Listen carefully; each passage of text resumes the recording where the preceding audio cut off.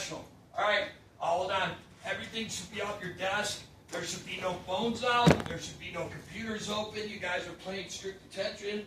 If I have to warn you, I'll warn you one time. If I have to warn you, you get a 0 on the assignment. You still have to present. All right. Oh, you need notes? No. Oh, okay. All right, ladies and gentlemen, without further ado, I give you Mr. James Christiani and the making of the United Nations. How does this work? So I press right to go. Yeah. You can play with it right now. Get a feel for it. Perfect. Yeah. All right. So I'm excited. the making of the United Nations. They act as the mediators of the world by myself, James Christiani. So before we start to talk about the United Nations, we have to talk about the League of Nations, which was its predecessor. So the League of Nations was a UN-like council that was crafted after the end of World War I, which, up to that point was the biggest conflict in the world. Understandably, all these different nations that participated in it were like, you know what? Let's not have another one of these. And so they created a forum in which nations could speak to each other and work out their differences. And as it says here, the League of Nations was good for humanitarian aid to particularly Turkish refugees, but there were some other things as well. It prevented a war between Greece and Bulgaria. It was just a little border conflict. But it failed to do all these different things. It failed to prevent the USSR from invading Finland, Italy from invading Ethiopia, Japan from invading Manchuria, and Nazi Germany from invading Austria and Czechoslovakia. As a result of that, the USSR was kicked out, and Italy, Germany, and Japan voluntarily left. Now, one grand weakness of the League of Nations was that it did not have America as a member. Despite America prompting its creation, it was Woodrow Wilson, who was president at the time. He said, you know what, we need this. We need democracy. They didn't even join it because Congress wouldn't let it fly for whatever reason. So Hitler's actions in Europe pointed out the flaws in the League of Nations and its inability to consolidate power against an opposing force, especially one that came within its own ranks.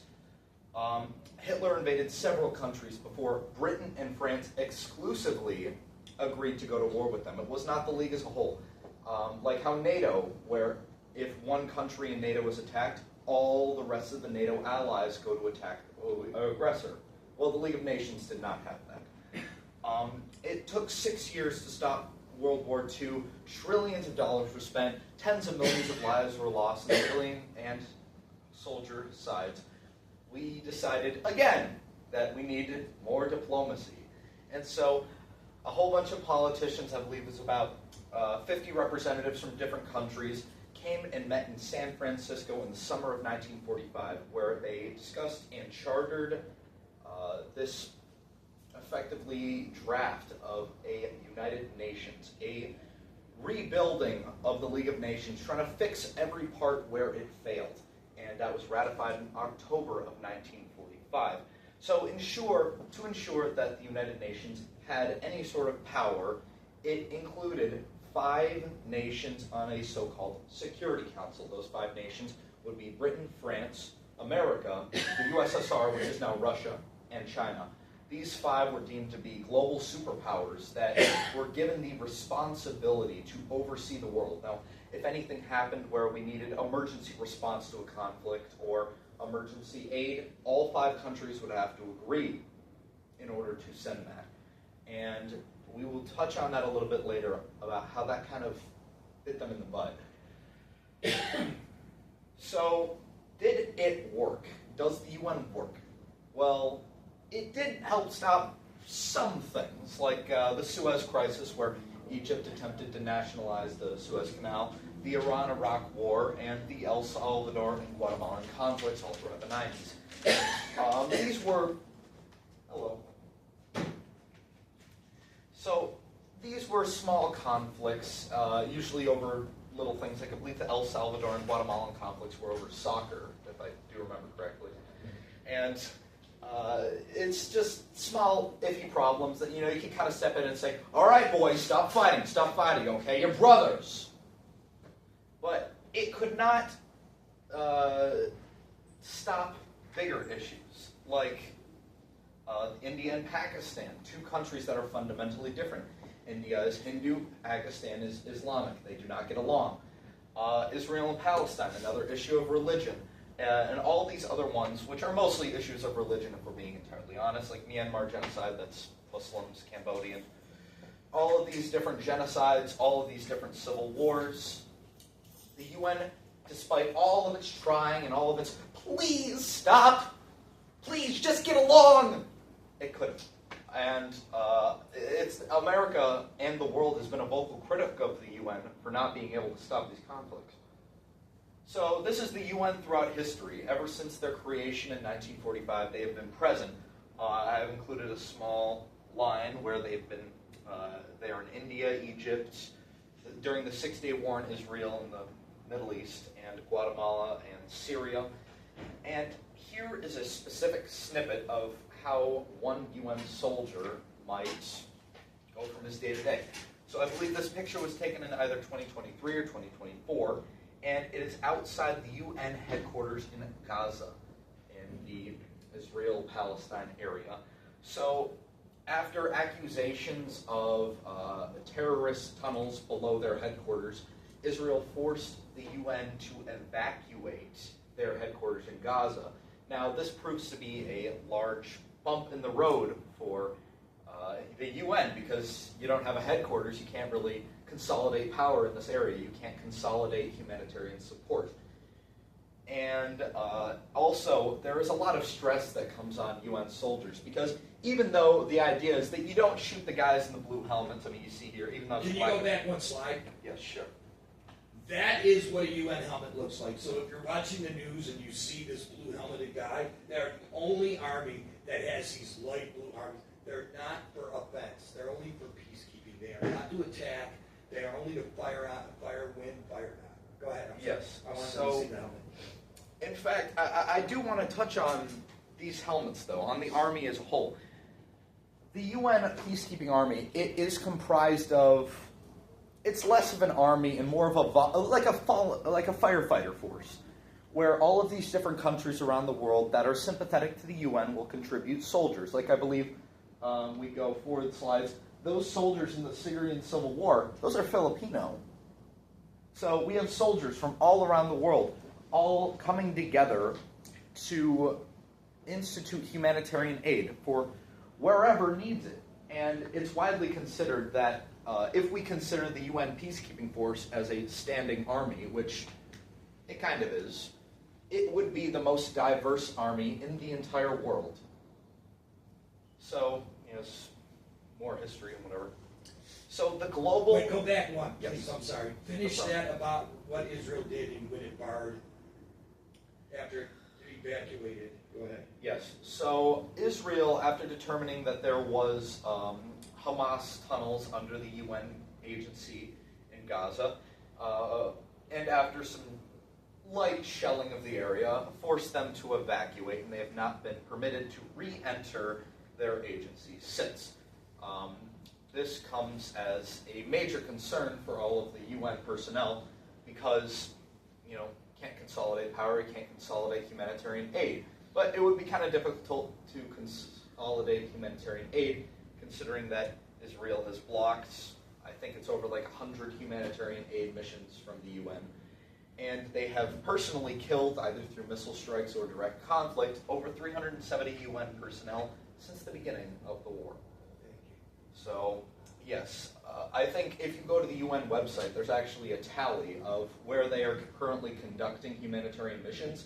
There's a tally of how many men have died, well, men and women, have died on these specific missions. It's quite sad because, they just want to help. It's like killing a doctor.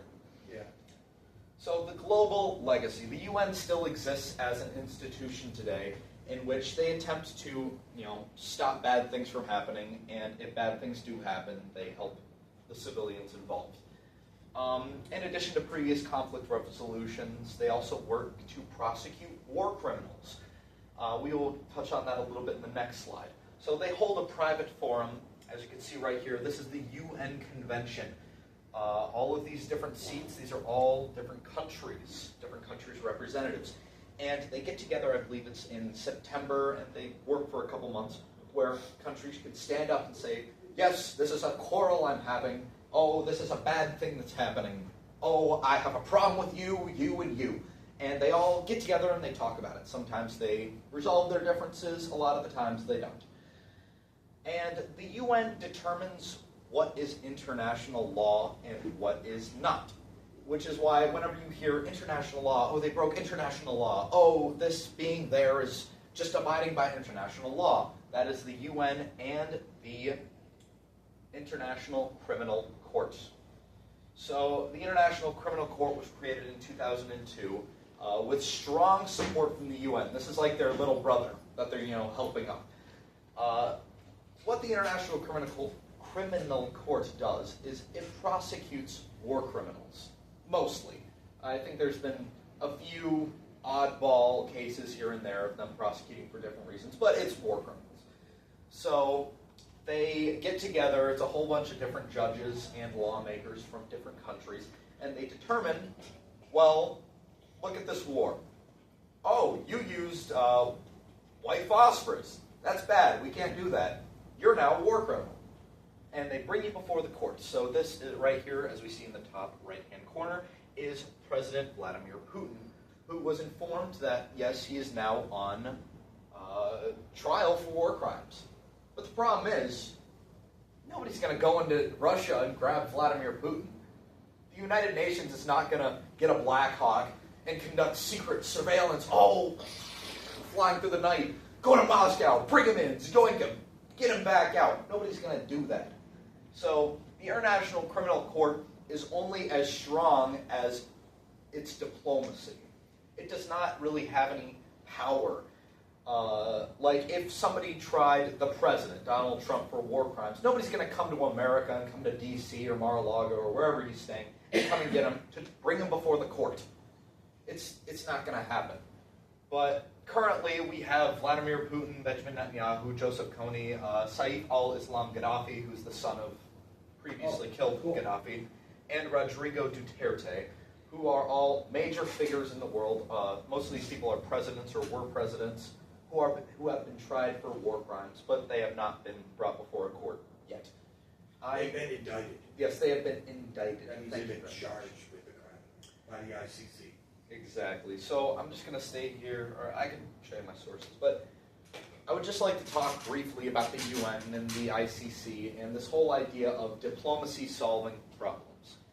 It's a wonderful idea, but it only works as far as countries are willing to be diplomatic.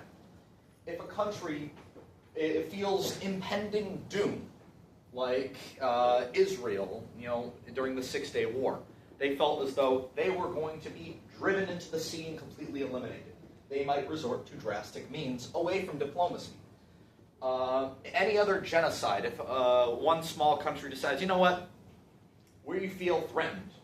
Let's say El Salvador. I think El Salvador is a really tiny one. Guatemala was kind of going at them.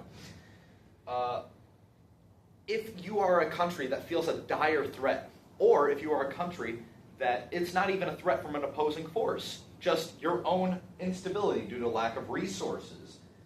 We don't have any oil. We need oil to run. We're going to invade the smaller country that has a bunch of oil, like Kuwait. And we are just going to grab all the oil so that we can survive. You cannot stop a country from doing that, unless you get a major oppositional force, like America.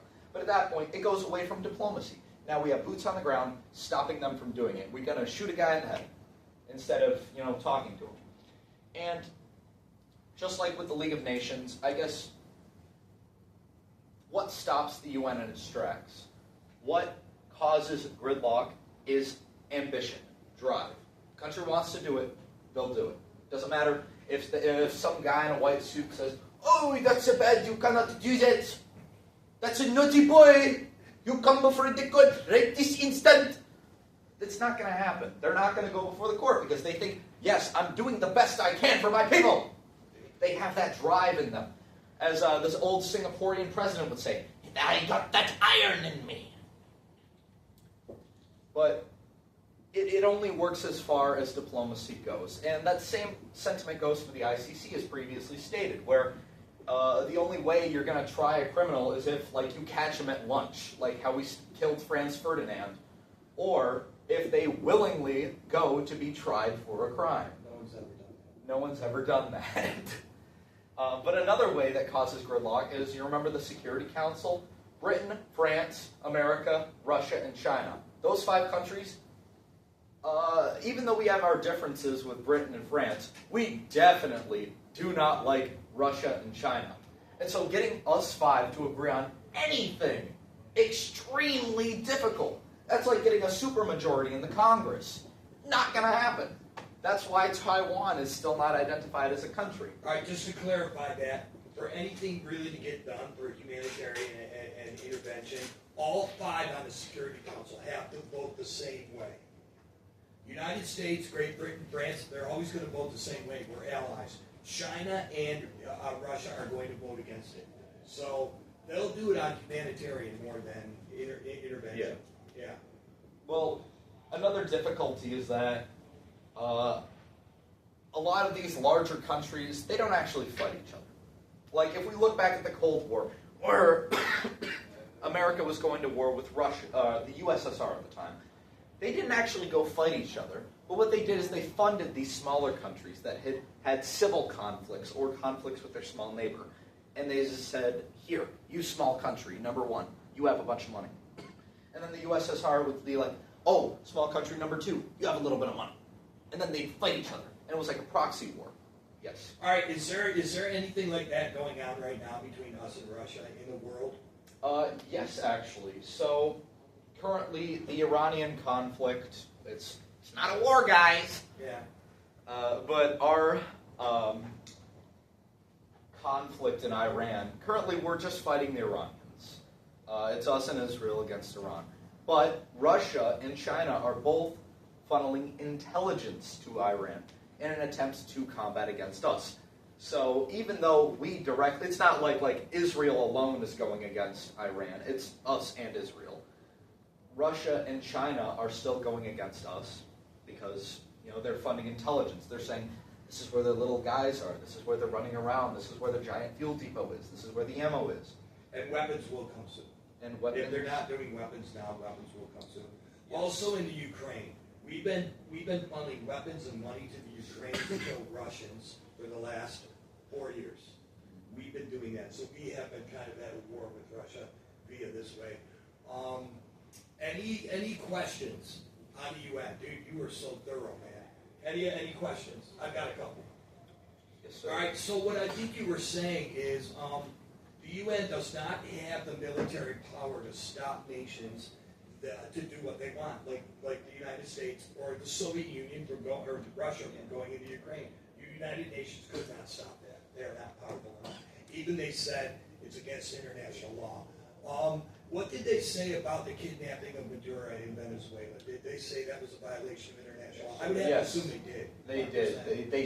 They wrote a strongly worded letter condemning it. All right, so yes, our going into Venezuelans and kidnapping their president in their sovereign soil was against international law. Did that bother the United States? No. And so that's the weakness of the United Nations. They cannot enforce that.